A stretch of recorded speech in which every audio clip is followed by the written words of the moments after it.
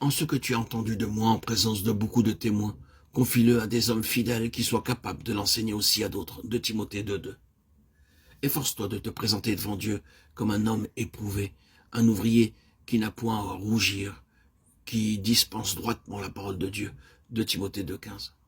Ainsi, qu'on nous regarde comme des serviteurs de Christ et des dispensateurs des mystères de Dieu. 1 Corinthiens 4:1. Pour cela, je vous ai envoyé Timothée, qui est mon enfant bien-aimé, fidèle dans le Seigneur. Il vous rappellera quelles sont mes voies en Christ, quelle est la manière dont j'enseigne partout, dans toutes les églises. 1 Corinthiens 4:17. Quelques-uns se sont enflés d'orgueil comme si je ne devais pas aller chez vous. 1 Corinthiens 4:18. Car il faut que l'évêque soit irréprochable comme économe de Dieu, qui ne soit ni arrogant, ni colère, ni adonné au vin, ni violent, ni porté à un gain déshonnête, mais qu'il soit hospitalier, ami des gens de bien, modéré, juste, saint, tempérant. Tite 1, 7, 8. C'est d'elle que j'ai été fait ministre selon la charge que Dieu m'a donnée auprès de vous, afin que j'annonçasse pleinement la parole de Dieu. Colossiens 1, 25. Dans d'autres traductions, ce terme dispensateur est traduit par administrateur ou économe, et renferme la pensée de donner, d'apporter quelque chose, d'administrer ou gérer quelque chose, ou de prévoir en vue de donner quelque chose. Aussi, ces trois appellations suggèrent-elles un sens très réel de responsabilité dans l'exercice d'une charge confiée. L'apôtre Paul, dans 1 Corinthiens 4, 1, 2, se dit dispensateur en tant que serviteur de Dieu, mais semble faire comprendre que tous les Corinthiens le sont également, c'est-à-dire vous et moi, et non pas uniquement les serviteurs de Dieu. Aussi, un peuple qui appartient entièrement à Dieu doit être capable d'assumer cette charge, celle de dispenser les mystères de Dieu. Dans le chapitre 4, 9 à 13, comme en d'autres lettres d'ailleurs, l'apôtre Paul témoigne des voies de Dieu à son égard pour faire de lui l'économe du Seigneur.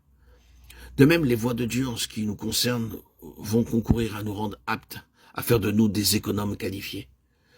Un économe est quelqu'un qui est en mesure de répondre aux besoins des autres. Je ne crois pas que le peuple de Dieu soit actuellement un tel peuple, mais si nous voulons être pleinement sa propriété intégrale et son héritage, nous devons être de ceux qui répondent aux besoins qui peuvent se présenter à tout moment. C'est pourquoi il faut laisser le soin au Seigneur de former un tel vase, en vue de donner réponse à ceux qui cherchent. Cela nécessite un travail profond du Saint-Esprit, car un tel vase passera par des voies inconnues des autres.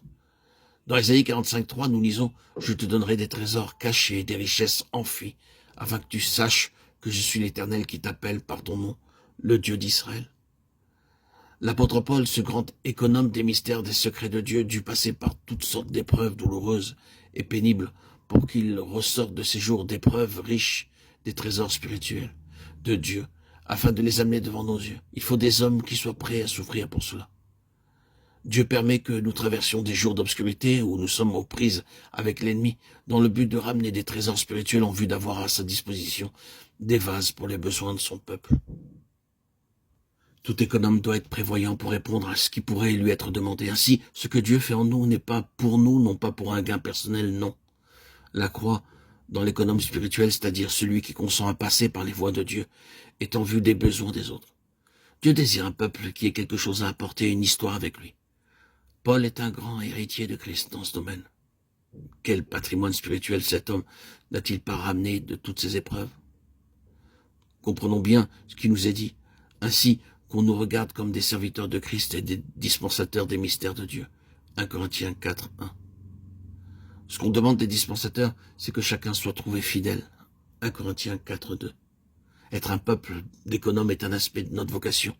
Nous pouvons être de ceux qui s'attendent à recevoir, mais incapables d'apporter, de donner, de répondre aux besoins des autres. Dieu cherche un peuple de dispensateurs, d'économes, d'administrateurs, formés dans les voies de Dieu. Et ce qu'il attend, c'est que nous soyons trouvés fidèles, même jusqu'à la mort. Sois fidèle jusqu'à la mort, et je te donnerai la couronne de vie. Apocalypse 2:10. Il y a beaucoup d'épreuves attachées à la fidélité. Il faut que nous soyons un peuple courageux qui dispense droitement la parole de Dieu par son témoignage. Et cela peut signifier impopularité, mise de côté, mais enrichissement spirituel pour ceux qui chercheront de tout leur cœur la vraie signification du grand dessein de Dieu lié à leur salut. Sommes-nous prêts d'accepter l'incompréhension de nos frères? Alors nous serons fidèles. Ce que Dieu attend d'un administrateur, c'est qu'il soit trouvé fidèle. Dieu désire un peuple fidèle. Seul un peuple qui soit sa propriété intégrale revêt un tel aspect de Christ.